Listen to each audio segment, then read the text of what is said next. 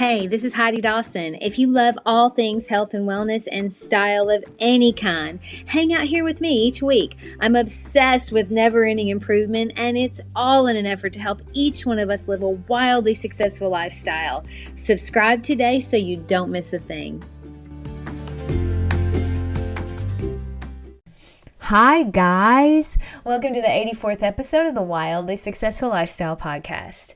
Thank you so much for letting me hang out with you today. I love knowing that we get to connect, and if you love this episode, maybe you could give us a 5-star rating and even share it if you feel inspired. Okay, now, I write every single day in my journal that one of the things I want most in the world is to love without judgment. It's not easy. I don't want, though, to try to feel better about myself by judging someone else. I want to see them as God sees them, God, the universe, whatever you believe in. That's how I want to see other people. I want to love them and not care about what I perceive as their flaws. Notice I said what I perceive, because just because I think something is a flaw, it doesn't make it a flaw. Just because you believe something about another person doesn't make it true. Our judgments of others don't reflect that other person. It actually reflects our life experience. In fact, it has nothing to do at all with the other person and everything to do with us. Now, thoughts do have energy though, so our actual thoughts do affect us and they affect the other person, but we'll talk about that in a minute. First of all, I've got a story for you. So my grandfather, he was so wonderful. Just an awesome man. I loved him so much and miss him dearly. He passed away at 92. And as he got older, like most elderly people do, his filter became almost non-existent, much to our sometimes embarrassment. He would say things that maybe we were thinking but would never say out loud because it would hurt someone's feelings, and you don't want to do that. So we were at a restaurant with him one time, and this waitress with a beautiful soul was taking our order.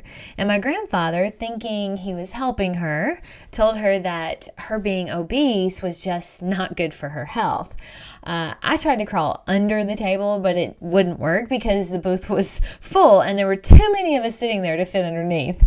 But this sweet dear lady just looked at my grandfather and she said, "Now, Mr. McDermott, that was not a very nice thing to say." And I just so loved that response because it really put the hurt out there for us all to see, including my grandfather. And he was a little taken aback by what she said, but he shook his head yes in acknowledgement that that was true. What he said was not kind.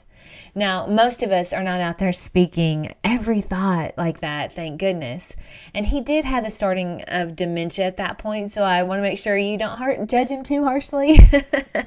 Now, my grandmother was also a precious, beautiful soul, and all growing up, she would tell us, that you can never be too skinny. Or she would say, "Now you need to watch your weight, dear." This was just normal to us, and I really never thought much about it. But you see, it did sort of shape the way I view being overweight. And I never gave any thought to it until I really started becoming aware of my personal thoughts.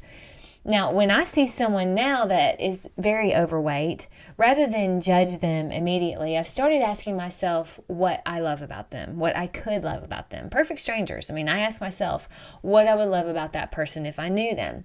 Some of the things that I've come up with is, I know their family adores them, or I bet that person works so hard to put food on the table, or maybe it's someone's beloved brother or father or sister or mother.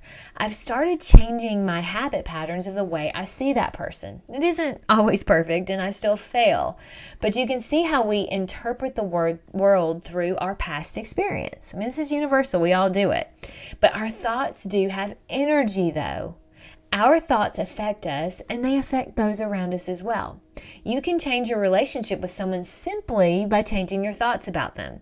Studies have actually shown that just by walking by someone thinking negative thoughts, it affects you. Imagine if you lived with someone that was constantly negative or that constantly had negative thoughts about themselves or you. Even unconscious negative thoughts about another person will affect your relationship with them. So being aware of your unconscious belief is the first step, and creating a new one is the second step. And look, we all have these thoughts. Just becoming aware of them can make it better. The reason it came to the surface recently for me is because in my journal, I ask myself every single day what it is that I want. And when you really ask yourself what you want long enough, eventually you'll start seeing a pattern of what is most important to you if you're really allowing yourself to be real. Now, ultimately, something that kept coming up for me is that I wanted to love without judgment. And some people make that easy. Some others, maybe it's a little harder, but ultimately, you can change your thoughts about another person and therefore change your relationship with them without them having to do anything differently. The older I get, the more I realize that the key to not judging is self-love. The more you love yourself, the more you'll search for the good in others as well. So my challenge to you this week, because as I'm recording this, it's Thanksgiving week, and we may be seeing family we haven't seen in a while. We all know what that means. It can be stressful. But this week, work on noticing subtle negative thoughts you have about someone else. And as soon as you notice it, replace it with 3 things that you love about them, or 3 things that maybe you're grateful for them. If it's a stranger, make something up.